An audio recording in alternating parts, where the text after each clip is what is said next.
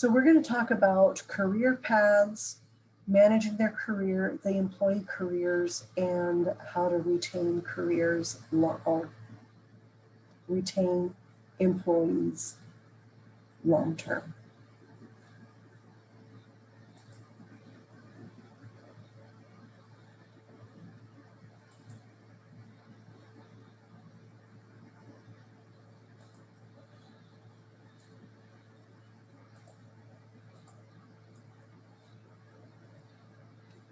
So here we go. Having invested in selecting and training and appraising employees, the employer, of course, wants to keep them in the firm.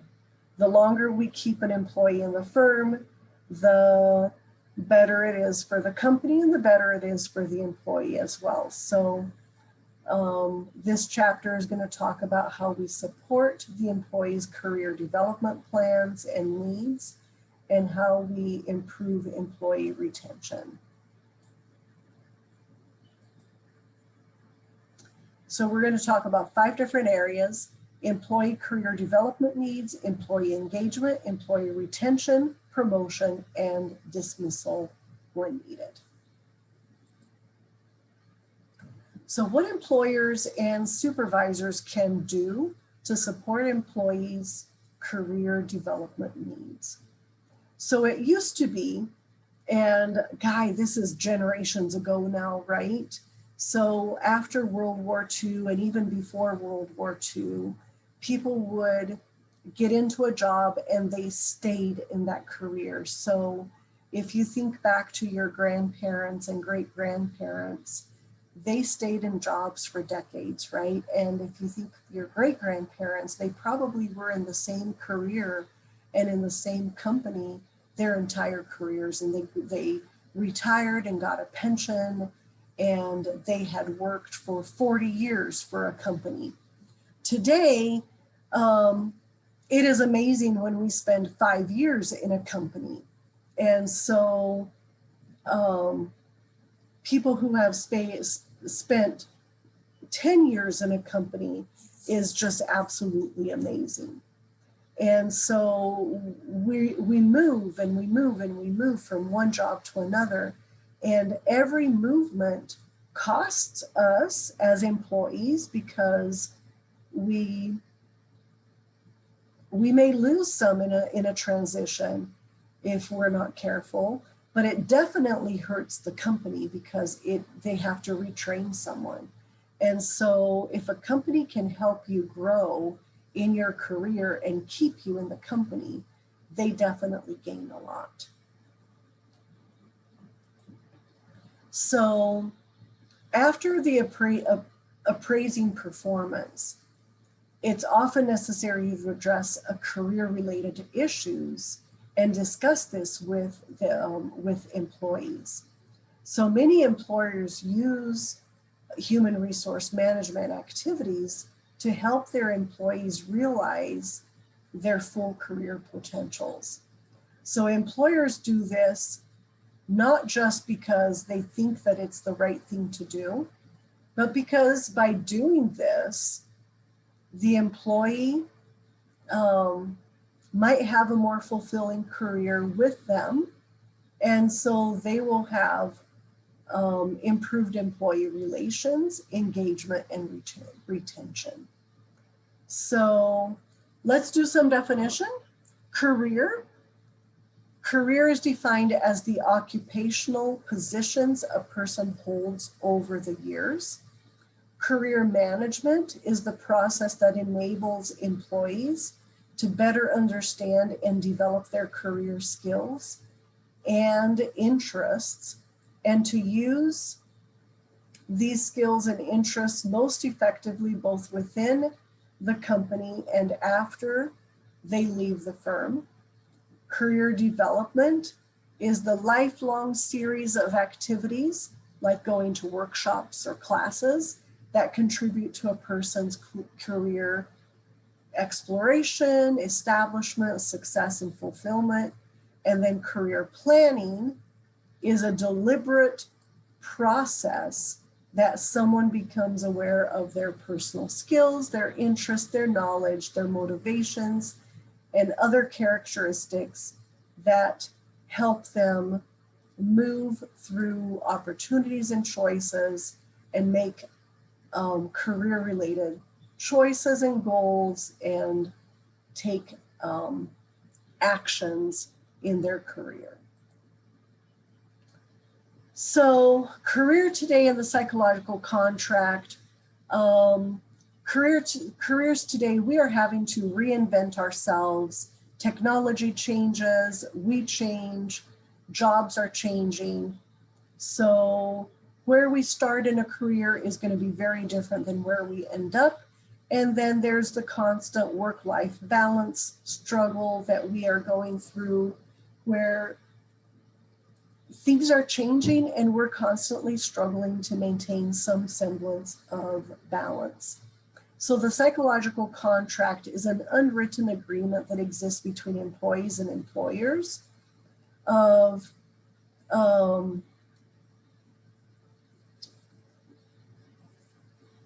what, you know, our mutual expectations and a mutual fulfillment where the employee is satisfied and isn't overwhelmed, if you will.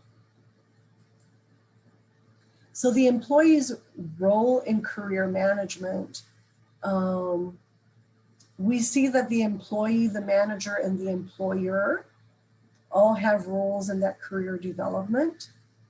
And so the employee shoulders the responsibility of his or her own career, of assessing their interests, their likes, their skills, of seeking out career information resources and making sure that they are happy and fulfilled in their career. So the primary responsibility is on the shoulders of the employee. So John Holland talks about the personality types. So he says that personality is an important career choice determinant.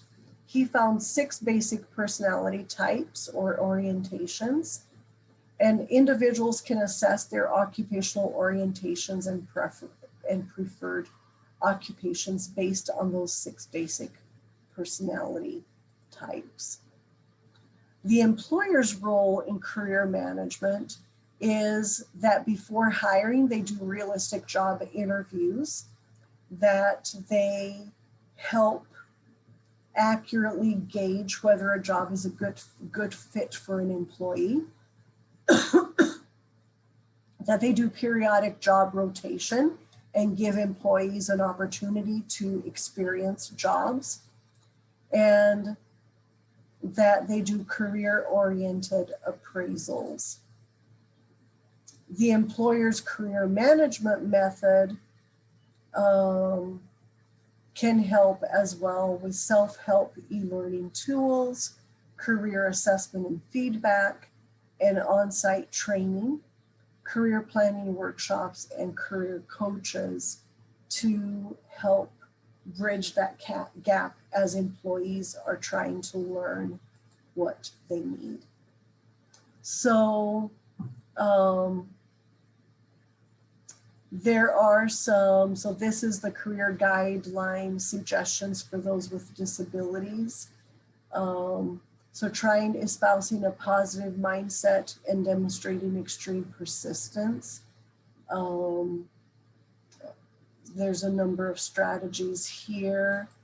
Engaging in disability advocacy, building and leveraging and contributing to relevant networking. And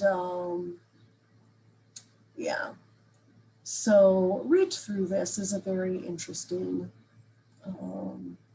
table here, just helping people understand what is needed.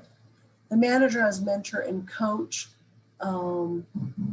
So the supervisor can have a huge impact on an employee's career development and should fill both a mentoring and a coaching role. So as a mentor, having experienced senior people, advising, counseling, and guiding employees longer term career development, having formal, informal, and informal opportunities to guide, and then coaching in focusing on teaching daily tasks that you can easily relearn and helping those employees in that process. So career development impact on your employee engagement. So the labor market turbulence has understandably prompted many people to ask why they should be loyal to their employers. Employers today, therefore, have to think through how they're going to maintain employee engagement and minimize the voluntary departures and maximize employee effort. So career management is this process for enabling employees to better understand and develop their career skills and interests, and to use these skills and interests most effectively both within the company and after they leave the firm. So this commitment-oriented career development effort is really helpful,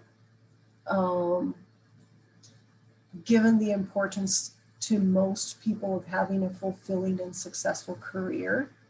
This can play an important role in employee engagement. So managed effectively, the employer's career development process should send the signal that the employer cares about the employee's career success.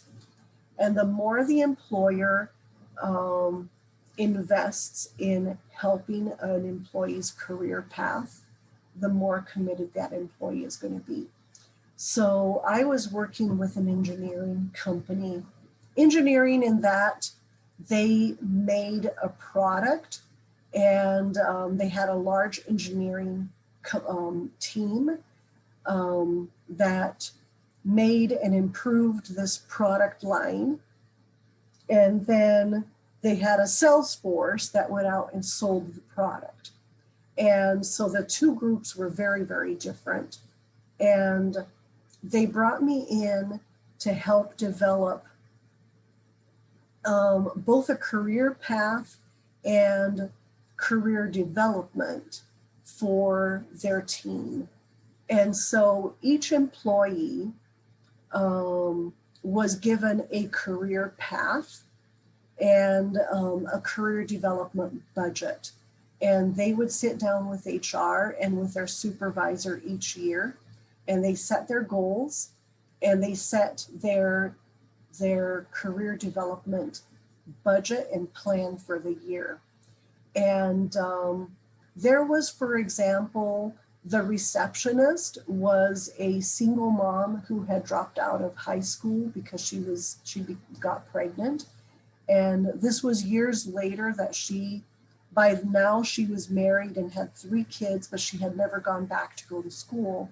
And so when they sat down with her, she said, well, I want to do my GED and I want to go to college. And eventually, I don't want to be the receptionist. I want to grow into an administrative assistant role. And maybe after that, I want to grow into something else. And so they put a budget aside for her to finish her GED, and she did. And then they helped her with schooling, and it was after hours. So she went to school at night, and they worked with her. They were pretty amazing. So here she is, a mother with young children at home, and she's working during the day, taking classes at night and online. And what they did for her was that they would pay a certain amount of her tuition. So they had an amount. They didn't pay 100% of it, but they would pay a certain amount every semester. And then what they did in addition was during exam week, they would pay for someone to come into the office and sub for her at the desk so that she would have more time to study during the day for her exams. So she could choose which days she needed the sub, and she had up to 20 hours during exams each semester that they would pay for someone to cover her the desk for her. And she would actually go into a conference room and study there because going home to study was too distracting. And so, I mean, guys, she was as loyal as could be. And so I worked with them for 3 years. And during the 3 years I was there, she made quite a bit of progress on her AS degree. I came back to visit a few years later, and she had finished her AS degree, and she was now the administrative assistant for one of the departments. So she had moved up and gotten a pay raise, and someone else was the receptionist. So she had moved into a bigger role, and she had decided that she was going to pursue a BA in accounting, a BS in accounting. And so she was continuing her studies and studying accounting. And she wanted to become their bookkeeper. So they had an accountant, an outside accountant for their company, but she wanted to become their internal bookkeeper. And so she was advancing inside the company. And this is what they had done for their career development and a commitment-oriented career development effort in their company. It was amazing. And everybody was able to develop within their budget, develop their career development plan. And they had engineers who were doing MBA programs, getting certifications in different areas, and everybody was able to develop. And depending on what their level was, their budget may have been bigger than other people. So it was tiered, and they had to pace themselves or decide that they would pay out of pocket. But everybody had an equitable plan, and it was equal across the board if you were in that category. So everybody knew how much to expect if they were in that category. It was very effective. So a comprehensive approach to retaining employees. Managing employee turnover and retention is very, very important. Turnover is very costly, and that is the rate at which employees leave an employer. So there's involuntary turnover, and that's they're being dismissed or there's downsizing going on. And voluntary means that they're leaving the job, right? And so a comprehensive approach to retaining employees, you want to have an exit interview when they leave for whatever reason. You want to understand why they're leaving. You want to do an attitude survey to monitor employees, to find out about supervision and pay and what they're upset about. You want to have an open door policy or a hotline to monitor morale and problems. You want to have stay interviews, so to know how employees are doing when they're choosing to stay, and have realistic previews. So providing aggressively realistic previews about the job's demands and work hours, so that you understand how people are doing on the job. So voluntary turnover or job withdrawal is the actions intended to place physical or psychological distance between employees and their environment. It could be incremental. It is a high cost if people are leaving the job and you want to figure out how to decrease that because it does cost a company a lot.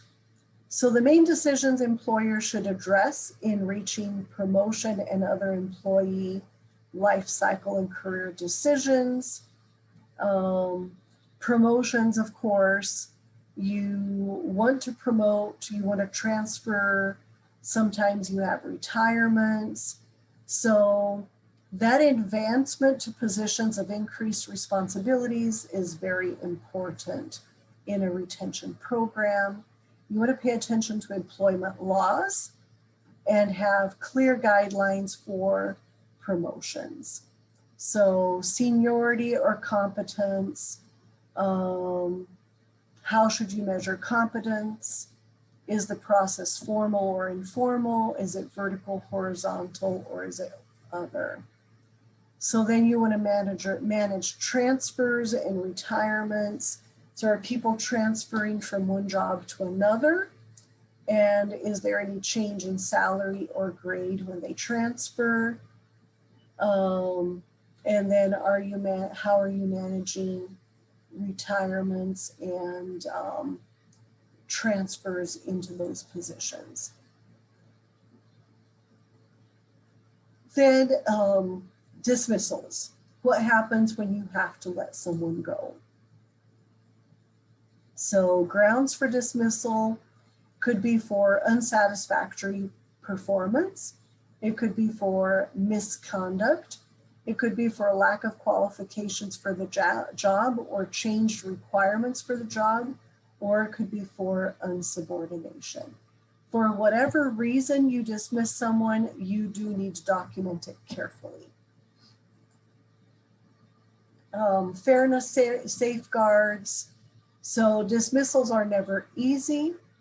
A manager does need to take several steps to make them fair.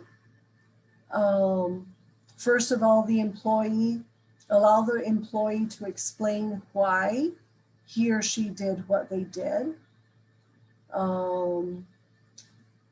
What you might interpret as disobedience may not be disobedience in their eyes. So give them an opportunity for explanation. Have a formal multi-step process, including a warning for and an appeal process. The person who actually does the dismissing is important. So receiving it from an immediate manager versus receiving it from HR makes a big difference. And then what is going to be the severance pay? Your book has a scale for severance pay and how many weeks of pay do they receive. You want to avoid wrongful discharge lawsuits.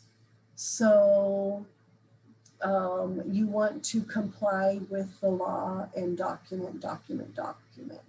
So wrongful discharge or wrongful termination occurs when an employee's dismissal does not comply with the law or with the contractual arrangement. And wrongful constructive discharge claim, forced to quit due to intolerable working conditions. So anyway, always be sure that you have covered all the bases. Supervisor liability and security measures. Be careful with personal liability and supervisor liability with dismissal standards. Any person acting directly or indirectly in the interest of an employer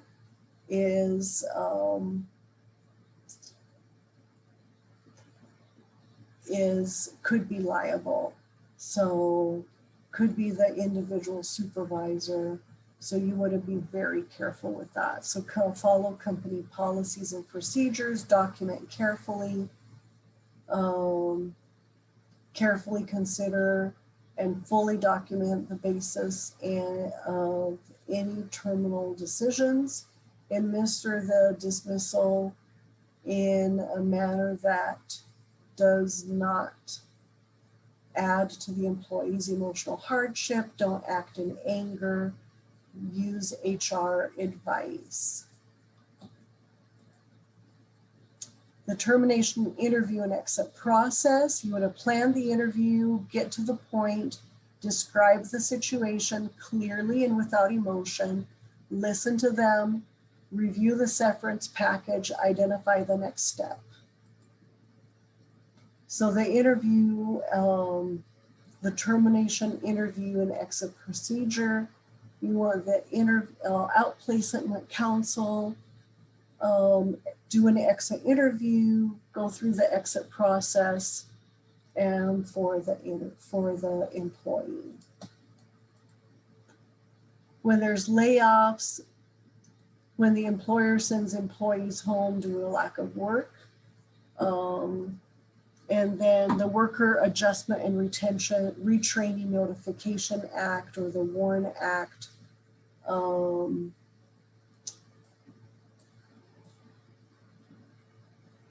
requires employers of 100 or more employees to give 60-day notice for layoffs of 50 or more employees. So adjusting to downsizing and mergers. So downsizing is cutting costs and raising profitability. You need to consider the right people that are being released. That you're complying with the law, you're being just and fair, that you're dealing with security and reducing uncertainty. So always difficult when you have to lay people off or dismiss, and you want to make sure that you are doing everything carefully and above the law, or within the law.